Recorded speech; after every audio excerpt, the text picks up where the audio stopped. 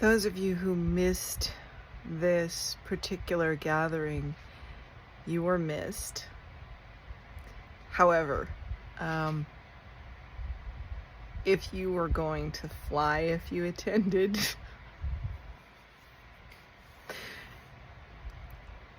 it might be less stress that you stayed home. Okay, so there's no way I could have anticipated what happened. But this particular set of circumstances may have made the decision for me that we won't fly next year. Turns out renting a car and driving costs less, which I would never have guessed. But also, sorry, I just realized I forgot to go to the pharmacy. Gotta pick up my meds tomorrow. There was so much to do once we got back. So, I'm brain scrambled. Even flying coach and getting tickets through Priceline, it's not cheaper, it's faster, as long as there's no travel interruptions. But let me tell you,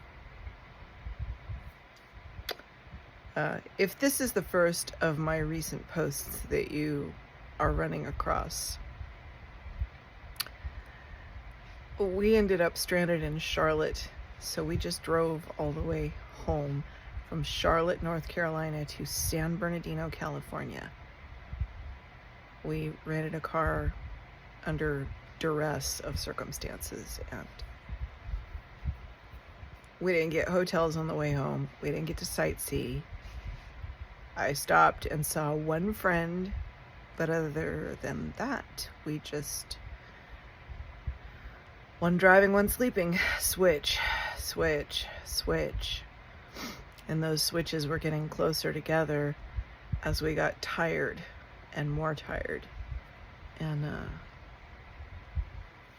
man, that last couple of hops. If you do that, make sure that you're ready for that kind of distance and have more than one driver. Or allow yourself extra time and make sure you get a hotel for sleep at least one night. We just couldn't do that. It all worked out, but because of the travel interruption, I'm definitely going after the airlines for compensation, not just the ticket. They made me miss my rheumatology appointment, which had already been delayed once. So now I can't see my rheumatologist until September.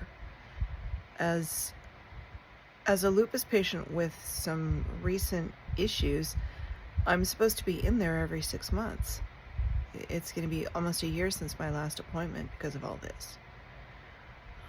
Jim missed a dental appointment. He had to reschedule, which makes it a mess because his knee surgery is August 6th. I mean, it's caused a lot of disruption in medical care and cost us a bunch of expenses that it shouldn't. It delayed us getting home. It put extra stress on the nice lady who comes to take care of the cats while I'm gone. And yeah, there's a cascade of events that have to be accounted for. And none of it was my fault.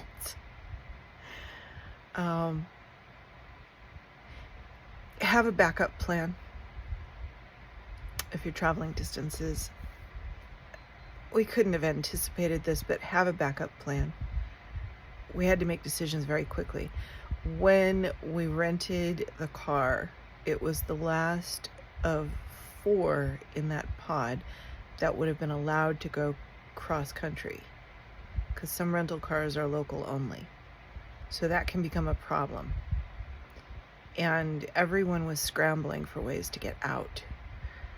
For people who kept suggesting schedule a flight a different route, yeah, we thought of that. We already had that in mind. It couldn't be done. There were no flights leaving Charlotte after a certain time of the day, and the ones that were leaving kept getting canceled. So we just could no longer risk staying there and had to get out any way we could.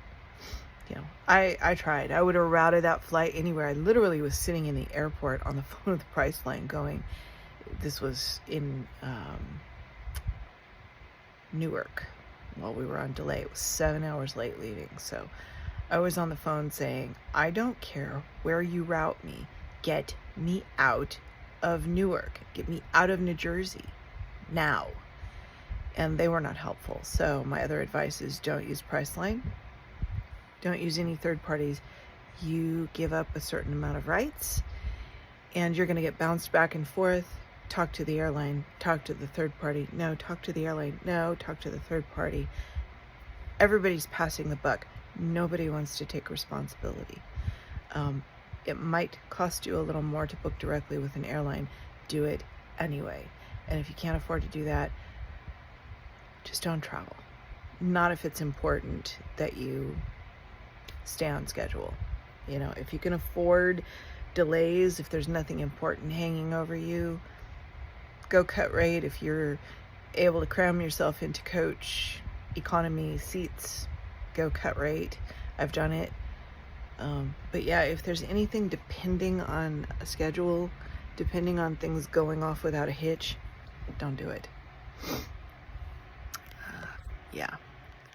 I think that's the best thing that I could tell anybody as a takeaway from this situation. I am home. I am showered. I am rested. I'm processing. I can usually come home and just kind of memories and relax and just sit around with smiles for a little while, and now I feel like I've just been dragged through a war zone. So, but the good news, I guess, is that I'm handling it. I am. I'll be okay. It's gonna take me a couple of days, but I will be okay. You guys, for those of my friends who are so amazing and encouraging and sweet and checking up on us and praying for us and just thank you. It means a lot. It really does. This was very hard. A lot of fast, difficult, expensive decisions. And a couple of people helped out financially. However small amount, when that happens,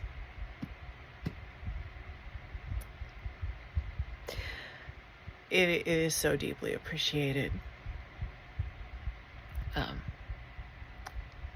But these were not insignificant amounts either. You guys know that on X I have a tip jar open that's never been touched. I have a subscriber paid level on my Substack now, and I've got one person who's done that. I am monetized for a reason. It's because personally, I don't have my own income. Jim is usually working. He's off with a knee injury. But I am a content creator, and I always hope that you will find significant value in what I share. This last couple weeks hasn't been much posted because of the trip, but I've got more content coming out of that. I took a bunch of photos and video. I need time to edit after I have a minute to breathe. For those of you who do value my content and support in that way, thank you so much. It really does mean a lot.